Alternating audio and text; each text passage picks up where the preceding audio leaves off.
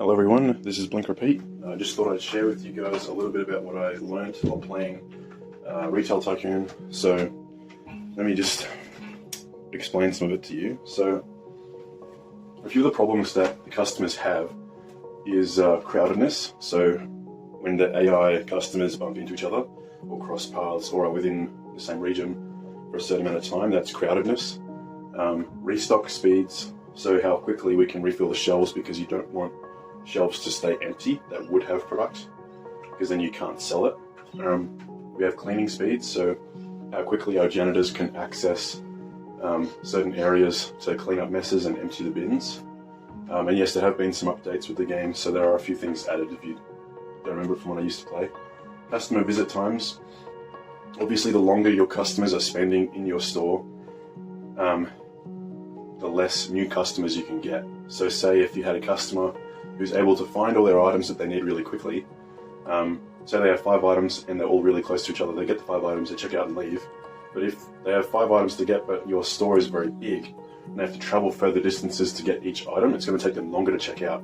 And so while their car is parked in a car parking space, you can't get a new customer in that space until they've checked out and they've left. So that's a very important one. Variety of products. If you have a huge variety, shopping lists will increase, and so people will buy more products but also spend more time in your store, which impacts the customer visit times and the restock speed, because you will have more product then for each restocker to access to then restock the shelves with. But also having a lower variety means that you can maximize your customer visit speeds, or minimize your customer visit speeds. Maximum people, which also taps into customer visit times and crowdedness. So if we have a small store, there's a spider on my bike. If we have a small store,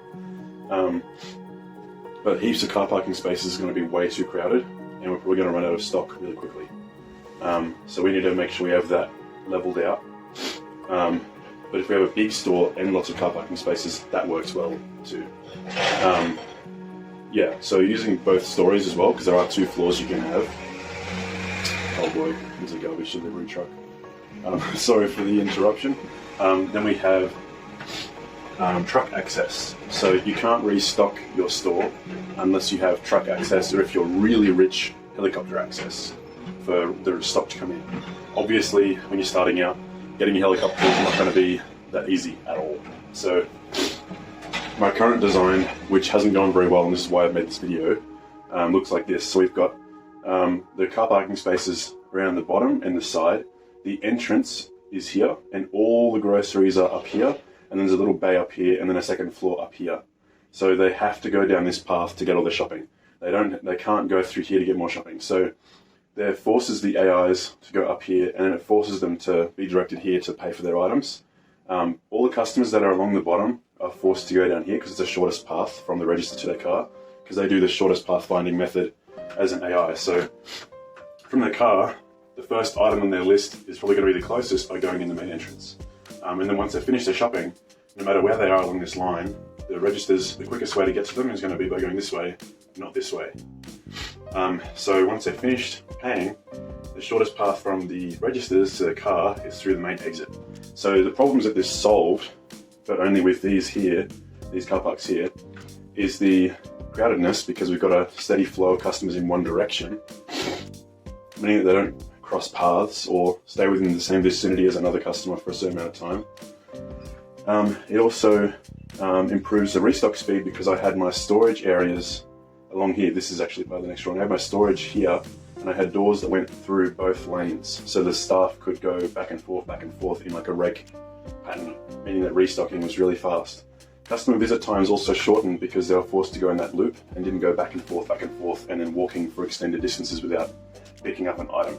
So variety was negatively impacted because I had to expand in order to sell more expensive items, because to have every cheap item used up almost that whole lane, and I'd have to spend a lot of money on new land if I wanted to have it go very far back. Max people didn't really matter because I had that flow. I mean, as long as the customers went shoulder to shoulder, it shouldn't matter. Truck access, I had that right next to the exit in my storage area at the start, so that worked pretty well. All in all, it worked pretty well, but as soon as I needed more customers to account for the extra stock to be bought and then to earn more money, I added them along here. And the biggest problem with that was, yes, they did go into the entrance here to get their stuff, but once they paid for it, because their car is over here somewhere, they went back through the entrance, making the crowdedness increase and the customer visit times skyrocket. So there was no longer that one-way flow as long as I added more lanes here. Now I have spent real-world money on this game trying to experiment with this to see what is the best method for building a shop based on what the AI customers do. So this is what I've learned. So my new design, which I'm going to spend money for again, so that I can have a good kickstarting amount, is a multi-entrance, multi-exit plan. So that we have almost unlimited expansion for customers. We're going to make the border as wide as we're allowed to without paying for a game pass, because this is supposed to be achievable with anybody, not just people that have Robux. So we're going to use a car parking space to measure out from the maximum border how much we are allowed to have around and how much room we have in the middle. Obviously this will mean that we may need to have lifts or elevators to bring customers to top and bottom floors, which are actually instant, the transport. They don't take time to go to the top. Customers will just teleport to the next floor, which is fantastic. Only major downside there is that they cost $15,000 each, which is a very expensive investment, and you need two of them, so $30,000 for one system. So how it works is all the registers will be in the middle, not in the exact middle, but close to the middle. All the shoppable items are going to be around each corner. You can see the shopping carts there. At the front, we'll have our truck access, maybe even in the dead center. And then all the way around is where we're going to be able to put our car parking spaces. So once a customer goes in, they can use all this room to get the stuff they need. If the plan goes well, I'll be able to keep a good variety, maybe even the same items in each corner, just so then customers never have to cross this line. Because if they have to cross from bay to bay, it means that their customer visit time is going to go up, and that means that we won't get as many customers buying stuff, and the restock speed will be, so we won't be restocking as fast as we could be because we're not selling as fast as we could be. Crowdedness, if they cross the line, may increase because multiple customers are probably going to have to cross. But if we have that variety there, then yeah, but the idea, you're probably asking why not just have one register in one shopping area and one car park. But say if we did have that and we still expanded with the same number of car parking spaces, the customers would all collide and crowdedness would be way too high, and customer visit times would probably be really high as well because they'd be waiting for the restocks because there's such a huge amount of customers and not enough shelves. So it's pretty much multiplying that by 4 in a circle. So once they've bought everything they need, hopefully having the exact same items in each sector, they go to the register and then back to their car. Obviously, because the first item on the list will be closest to their respective car parking bays, they'll have the shortest visit times and there'll be barely any customer collisions. So the next thing I need to figure out is we are going to need finance reps, which are going to give the loans to customers that can't afford every item they want. So we're going to have one of them in each corner. But then to increase restock speeds, we would need to have at least one restocker per corner, meaning that we need to have storage per corner, which may be where we use the second floor. If we have our finance reps, our manager, in our storage, and then also our garbage bins, like our those dumpsters, as the Americans call it. We call them skip bins over here. When we have the dumpsters on the top floor as well, all the utilities on the top floor, but the groceries on the bottom floor, it means that only the staff will be using the lifts if we choose to do it that way, and then customers will decrease their visit times, increasing the crowdedness, but in a good way because they won't be crossing paths, meaning that we make the most money. So then customers will have everything they need within arm's reach, and they can leave right back to their car where it was. Now, this is all assuming that every single customer obeys the coding laws that they will go for the nearest accessible area, not just any accessible area, which is what I've found from watching it a bit. And so this line I drew was what I wanted to avoid.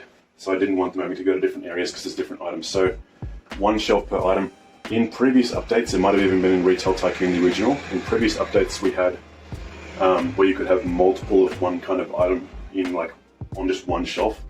So instead of just having chips taking up an entire shelf, you could have the bag chips and the Pringles chips on the one shelf, or you could have all the candy or all the canned food, not just one particular kind of canned food. So when you open up a new variety, like canned food, if you only have 3 of the 5 or 4 of the 5 types of canned food available, customers will complain that your variety isn't high enough, and they'll say something like, I couldn't find everything I was looking for. But if you close that variety by having one of each type, or just not having the variety at all, you'll get a lot less of those complaints, but those complaints will still be there, because the only way to completely avoid the variety complaints is by having a huge store that has everything. And obviously that would skyrocket your customer visit times and your crowdedness, and will greatly decrease your restock speeds. And then obviously cleaning speeds will be impacted, because you wouldn't be able to put bins everywhere, so you would have to have your janitors running around all the time. But these graphs down here, we've got variety on one side and the number of orders on the other side.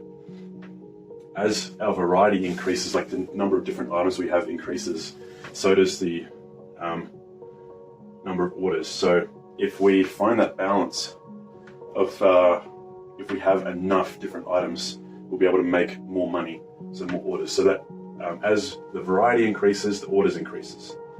But also as the number of cars, parking spaces increases, so does the crowdedness. So having this efficient system, which minimizes the distance, you would literally just have to have a customer do that, and that's it. None of this, just this, and then out the door. Really short, really short. So we could have heaps of car parking spaces, and we could afford to have the crowdedness because we've got that going on. Now, my plan for the register design, what I found with having a really big store with this design was that customers can easily manage the self-checkouts as long as you have at least 6 and ideally 8. So with the 8 self-checkouts, I never had queues longer than 2 people, which was great. Definitely positively impacted our crowdedness. But what I have going on for the register design in my head for the square design is to have the registers like that facing out. So then when they finish shopping, they can just go straight to one of these and then immediately out the doors. So it'll keep our paths nice and short. They'll come in, grab what they need, and then go back out. Really short. Obviously, if we have our 2 floors in our corner with the lifts, we probably will need to store some items on the higher floors, but so that customers spend less time up there, I would only consider putting the really expensive items up there. So I'm thinking items like the furniture, like a bed, the dining sets up here, and the cell phones, just the things that customers would only buy like one of. So then they just go up there real quick and then go back down. So then we can make sure that our restock speeds maintain stable and our customer visit times, again, are still short. With this design, I haven't built it yet, but when I do, because my computer can definitely handle all of the entities, there'll be no problems with that. I've got a good graphics card. Once all that's been built, I'm confident that it'll be the fastest possible way to generate revenue. And I don't think there's a design that can compete with that. I mean, unless we had the registers even closer to the exits, but then we run into the problem of that becoming a bottleneck. Bottleneck literally meaning a bottle at the neck of a bottle. So if you have, say, 3 customers going for one spot, but there's only a 1 customer wide gap, they're going to queue up, and that's going to cause collisions in this area, increasing our crowdedness. So by keeping it spacious, so if we have a 2 customer gap going in and out of there, and the registers are over here, and customers can go out here, that's fine. But if we have our exit, our 2 customer exit here, and our register right here, we risk all the new customers colliding and queuing up in that area, creating that bottleneck, meaning that their crowdedness will increase and their visit times also increase. So yeah, finding that balance, again, I will need to experiment back and forth with what the customers are happy with. And then decoration won't be hard because you do have the decorations that can hang from the ceiling. Having signage, like labeling stuff, also increases your decoration factor.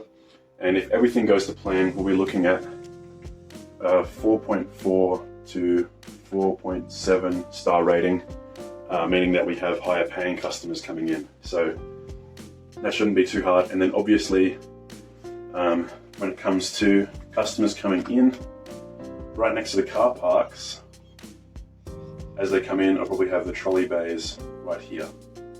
So they can grab a trolley as they go in. I had 18 car parking spaces and never used more than 2 trolley bays worth of trolleys. And the 18 spaces took up a good third of the possible room I could have with the square design. So I'm thinking having just 1 trolley bay per entrance, maybe some baskets should be fine.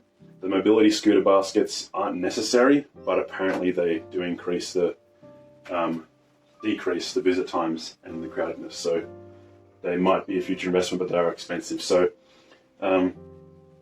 without the lifts and with assisted checkouts is probably the cheapest method for this design. But as you progress, getting rid of those employees, the cashiers, and using the self-checkouts instead, and then using the lifts for the staff would definitely be a wise decision.